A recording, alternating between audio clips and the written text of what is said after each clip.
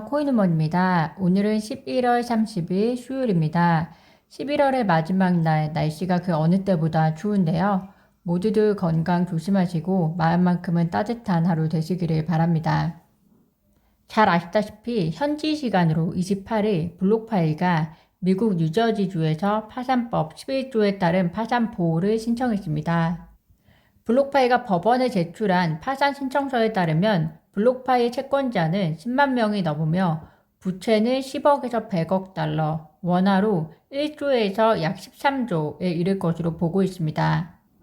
블록파이 파산은 FTX 사태의 첫 희생자라고도 말씀드릴 수 있을 것 같습니다.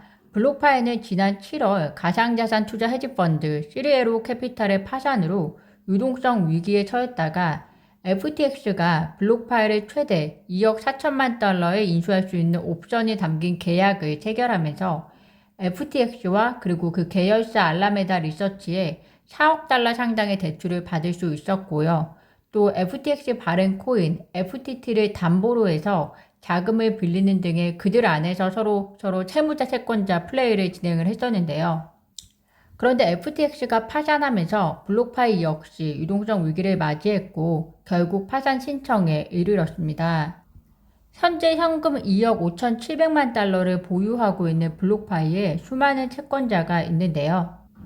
블록파이는 SEC에도 3천만 달러의 빚을 지고 있습니다. 즉 SEC도 블록파이 채권자 중에 한 명인데요. 그 이유는 SEC가 블록파이를 유가증권으로 등록되지 않은 대출 상품의 제공과 판매 혐의로 소송을 제기를 했었고 결과적으로 SEC에 5천만 달러 벌금 그리고 유사한 혐의를 제기한 주들에게 5천만 달러 벌금 총 1억 달러 벌금을 지불하기로 합의하면서 소송이 일단락되어졌습니다. 그런데 SEC에게 내야 하는 벌금 5천만 달러 중에서 3천만 달러가 현재 미납 상태이기 때문에 SEC 역시 블록파이의 채무자인데요. 암호화폐 전문 기업 호데로의 설립자 사샤 후더는 SEC가 블록파이가 빚을 지은 채권자 목록 가장 상단에 있으며 따라서 가장 먼저 돈을 받을 가능성이 높다라고 밝히고 있습니다. 반면에 일반 소매 채권자들은 채권자 명단의 맨 아래에 있기 때문에 사실상 일반 고객들이 돈을 돌려받는 것이 어려울 수 있다라고 이야기하고 있는데요. LCG 게르겐실러가 투자자 보호가 아니라 벌금을 끌어모으는 데 혈안이 되어 있었다는 것은 현재 상황을 통해서도 확인할 수 있는데요. 벌금 1억 달러 이후 SEC가 블록파이와 함께 밟은 절차는 무엇이었는지 참 궁금합니다. SEC가 이야기한 것과 같이 모든 대출 활동이 증권 기반이었다면 그것은 특정 규제 기준을 충족하는 플랫폼 안에 있어야 할 것인데요.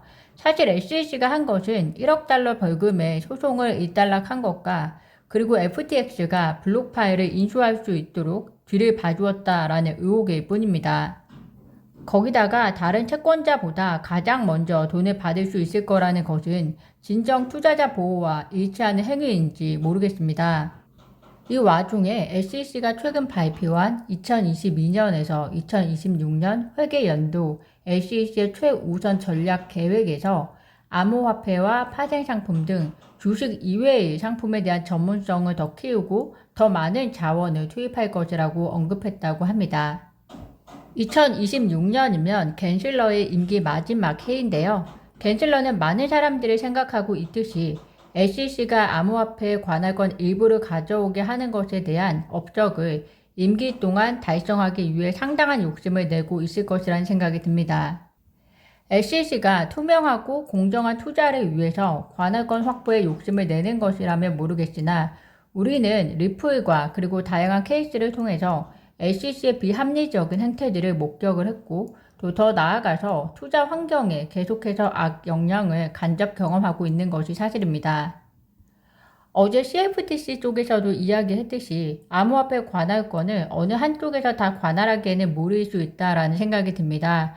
암호화폐 시장은 복잡하고 또 여러 금융과 얽혀 있고 또 앞으로 더 커질 시장이기 때문에 주간 업무를 다루는 메인 부서가 있어야 하겠지만 또 이를 위한 여러 조직이 연결되어서 상호 협력을 이루어 나가는 형태가 되지 않으면 안 될 거란 생각을 합니다. 그렇지만 SEC가 주간 부서가 되기에는 그 역량이 부족하고 또 투자자 보호를 가면에 쓴 의도가 매우 위험한 조직이다라는 생각이 드는데요. 국내에서는 위메이드의 위믹스 사태가 아직까지 매우 시끄러운 상황입니다. 특히나 닥사가 상장 폐지 가이드라인을 만드는 과정에서, 즉 상장 폐지 가이드라인도 없는 상태에서 이루어진 상장 폐지라 불공정한 처사라는 비판도 많이 받고 있습니다. 거기다가 닥사가 제시하는 상장 폐지 이유에 대해서 현재 위메이드 대표가 조목조목 반박하고 있는 상황이라, 현재 상황으로 봐서는 대형 거래소들이 권력 우위에 있는 입장에서 거래소와 그리고 회사의 힘겨루기에 잘못된 예시가 되는 것이 아닐까라는 걱정이 듭니다. 이에 대해서 위메이드는 업비트와 빗썸, 코인원, 코빗을 상대로 위믹스 거래 지원 종료 결정을 내리는 과정에서 명백한 담합 행위가 있었다고 보고, 거래 지원 종료 효력 정지 가처분 신청을 서울중앙지방법원에 냈다고 합니다. 위믹스 거래 지원 종료 시점은 12월 8일인데요. 그 전에 가처분 신청이 인용이 되어야 위믹스는 상장 폐지되지 않은 상태에서 상장 폐지 결정이 정당했는지 법적으로 다툴 수 있다고 하나, 만약 기각되거나 결과가 나지 않을 경우 그대로 거래 지원 종료되는 상황이라고 합니다. 이 상황에서 국내 코인마켓 거래소들이 디지털 자산 거래소 연합체 닥사 결정으로 원화마켓 거래소에서 퇴출될 위기에 처한 위믹스 거래 지원을 검토 중이라고 하는데요. 사실 법적으로 다루어져서 위믹스가 상장 폐지 결정이 부당하다고 결정이 된 이유가 아니라면 다른 거래소들이 위믹스를 상장하는 것은 결코 쉬운 일이 아닐 거라는 생각이 듭니다. 위믹스를 상장하는 거래소가 다수 생기면 모르겠지만 아주 소수의 거래소가 대형 거래소들의 결정을 뒤로하고 업계 내에서 미운 털이 박히면서까지 거래 지원을 결정하는 것은 결코 쉽지 않은 일이라는 생각이 드는데요. 구독자분들께서는 어떻게 생각하시나요?